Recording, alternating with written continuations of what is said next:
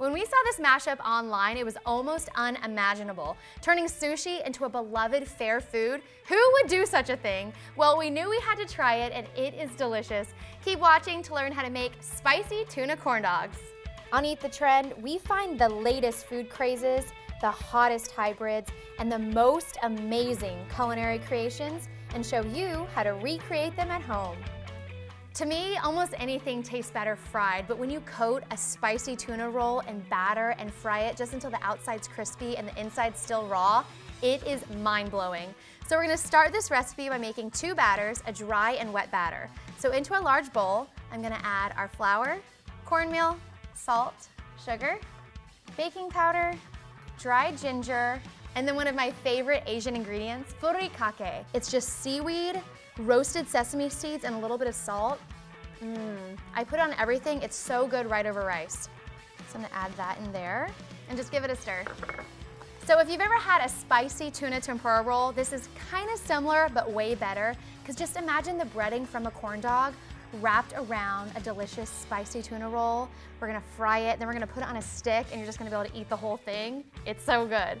Okay, so we have 1 batter down, 1 to go, our wet batter. So into a bowl, I'm just gonna whisk 2 eggs with our milk, and don't think I would ever give you anything without sriracha. So a couple tablespoons of that for some nice heat, and just mix it up. Okay, now I'm just gonna add our wet batter to our dry batter until it's combined. As far as the spicy tuna rolls, I just ordered these from my local grocery store. You could obviously make your own homemade at home, or you could get them from your favorite restaurant. But a great tip is to make sure that they put the nori seaweed wrapper on the outside. This just helps keep the rice together when we fry it. So take a look at my batter. It's pretty thick, so we're gonna be really careful with our rolls. So I'm just gonna grab a roll, put it directly into my bowl. I'm just gonna coat it with the batter just using a spoon. You could also use a pastry brush to brush it on. And then I've already had my oil preheating at 350 degrees. So now I'm just gonna brush off the excess and drop it into the fryer. And we only wanna cook it for about 90 seconds, just until the outside is nice and crispy. But keep in mind, we wanna keep that spicy tuna nice and cold and raw.